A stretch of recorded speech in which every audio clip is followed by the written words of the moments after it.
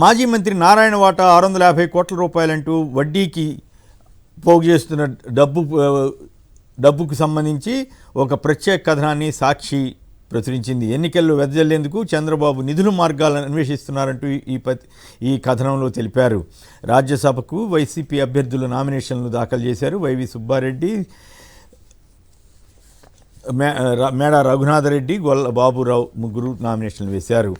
ఇక DSC notification విడుదలపై ఈనాడు వార్తనిచ్చింది. కృష్ణా జలాలపై తప్పు మీదంటే మీదేనంటూ తెలంగాణ అసెంబ్లీలో అధికార ప్రతిపక్ష పార్టీల మధ్య మాటల యుద్ధం జరిగింది. ప్రాజెక్టుల కేంద్రంగా ఒకరోజు జలాలు, ప్రాజెక్టుల కేంద్రంగా ఒకే రోజు ఒకే సమయంలో అధికార ప్రతిపక్ష కార్యక్రమాలు ఇటు మేడిగడ్డ అటు నల్గొండకు వెళ్ళిపోతున్నాయి. కాంగ్రెస్ పార్టీ మేడిగడ్డను ఆధారంగా చూసుకుని రాజకీయం చేస్తుంటే బీఆర్ఎస్ నల్గొండలో సభ పెట్టి రాజకీయం చేస్తోంది. కడలో కలిసే గోదావరి జలాలనే వాడుకునేందుకు ఏపీకి అవకాశం ఇచ్చామని మాజీ మంత్రి హరీష్ రావు వ్యాఖ్యానించారు. కడల్లో కలిసేవే ఇచ్చాం పేరుతో సాక్షి ప్రముఖంగా వార్తనిచ్చింది. కృష్ణా జలాలపై అధికార పక్ష తీర్మానానికి సిపిఐ, సిపిఎం మద్దతుపై కేంద్రానికి ఇవ్వమంటూ సాక్షి తెలంగాణ నేషన్లో వార్తనిచ్చారు. పాపాల భైరవుడు అసెంబ్లీకి రావాల్సిందేనంటూ కేసీఆర్ను ఉద్దేశించి ముఖ్యమంత్రి రేవంత్ రెడ్డి చేసిన వ్యాఖ్యలను ఆంధ్రజ్యోతి ప్రచురించింది.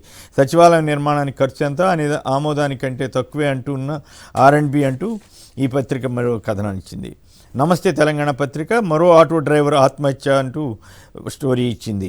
గిరాకీ లేక ఆటోలు కిస్తీలు కట్టుకోలేక ప్రాణాలు తీసుకుంటున్నారు. ఈఎన్సీ మురళీధర్రావు రాజీనామా ఆమోదంపై మరో కథనాన్ని ప్రచురించారు.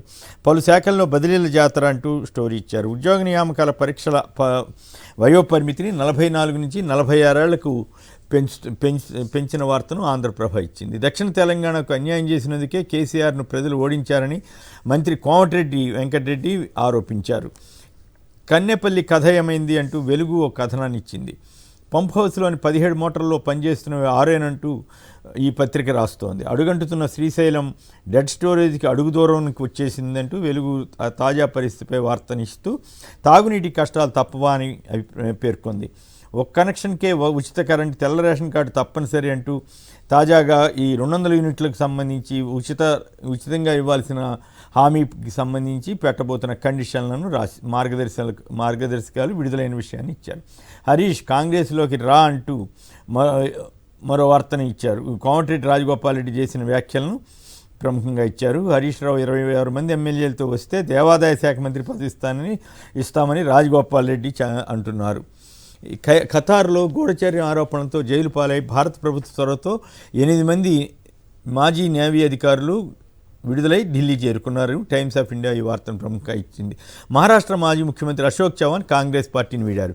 తెలంగాణ ప్రాజెక్టులను కేంద్రానికి అప్పచెప్పడం లేదంటూ అసెంబ్లీలో ప్రభుత్వం స్పష్టం చేసింది. క్రానికల్ ఈ వార్తనిచ్చింది. పంట కనీస మద్దతు ధరతో పాటు సమస్యలు పరిష్కరించాలని పంజాబ్ రైతులు ఢిల్లీకి బయలుదేరడంతో ఉద్రిక్త పరిస్థితులు ఏర్పడ్డ విషయాన్ని ఎక్స్ప్రెస్ ప్రముఖంగా ఇచ్చింది. బీహార్లో నితీష్ ప్రభుత్వం బల పరీక్షలో నెగ్గింది. తెలంగాణలో 12 మంది పోలీసు ఉన్నతాధికారులను మళ్ళీ ట్రాన్స్ఫర్ చేశారు.